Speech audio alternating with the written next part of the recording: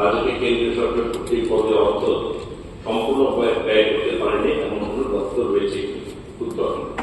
এখন পর্যন্ত প্রাপ্ত তথ্য অনুযায়ী 2023-24 সালের বাজেটে কেন্দ্রীয় সরকার কর্তৃক পদে বিভিন্ন সেন্ট্রাল স্পন্সর স্কিমে শুধু 29 ফেব্রুয়ারি 2024 পর্যন্ত প্রাপ্ত অর্থ ব্যয় করেছে। মার্চ 2024 মাসের শেষ থেকে প্রাপ্ত অতিরিক্ত অর্থ 2024-25 অর্থবছরে ব্যয় হয়েছে।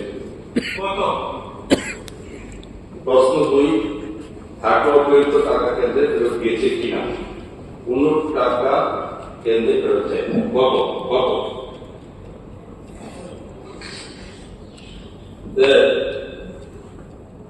মার্চ 2024 লাস্ট পার্টে যেটা এসছে সেটা টোটাল অ্যামাউন্ট 941.63 কোটি টাকা, যেটা টোটাল ছিল 3819.21 কোটি টাকা। তার মধ্যে যেটা ফেব্রুয়ারিতে আমরা হিসাব দিয়েছি 2877.37 কোটি টাকা ব্যয় হয়েছে, বাকি টাকা অবৈধ মানে মার্চের শেষে এসে সেটা